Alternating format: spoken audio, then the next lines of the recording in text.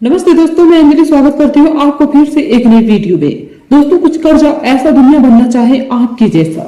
दोस्तों, जीवन में किसी भी काम को लगातार करना या किसी राह पर सफलता मिलने तक बिना रुके चलते रहना इतना भी आसान नहीं होता है, लेकिन आप अगर इसे ठान लेंगे तो यह आसान हो सकता है।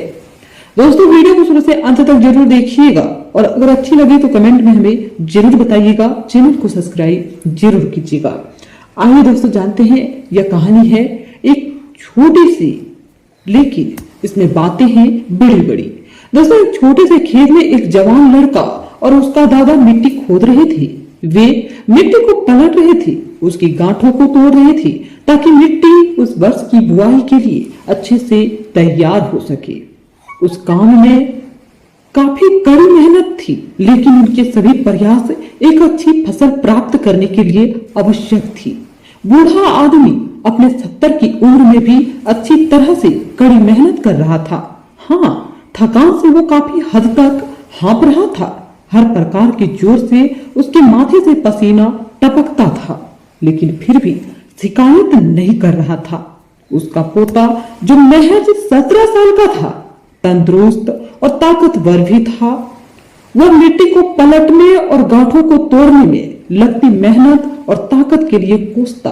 फिर वहां खड़े होकर वह हाँफता और थोड़ी देर के लिए रुक जाता।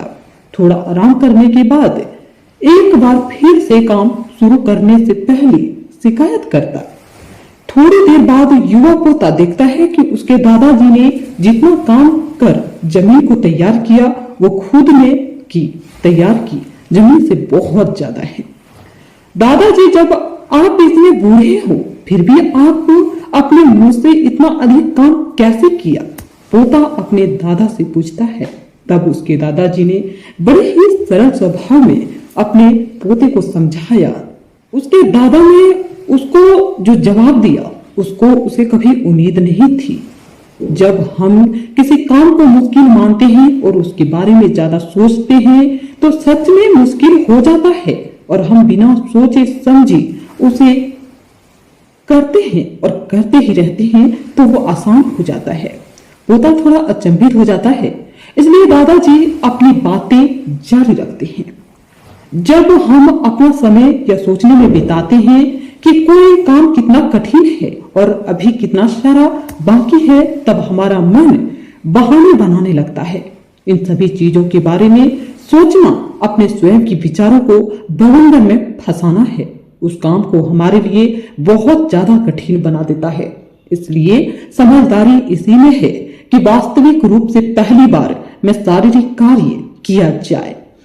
दोस्तों, जब आप तय किए काम के बारे में ज्यादा सोचेंगे और अपने दिमाग को नकारात्मक विचारों पर ध्यान केंद्रित करने की अनुमति दे देंगे तो आपकी गति उस काम को करने के लिए अपने आप धीमी होती जाएगी। अगर आप किसी भी काम के दौरान सकारात्मक बनाए रखना चाहेंगे तो आपको तुरंत उस काम को शुरू करना चाहिए। और अगर देखना और सोचना है तो जितना आप आगे बढ़े, यानी कि जितना काम आपने अच्छे से खत्म कर लिया, उसे देखने ना जो बाकी है उसे उसके बारे में विचार करें। ऐसा करने से सुखद और सकारात्मक एहसास होगा, आपको उस काम को लगातार करते रहने की ऊर्जा देते रहेगा।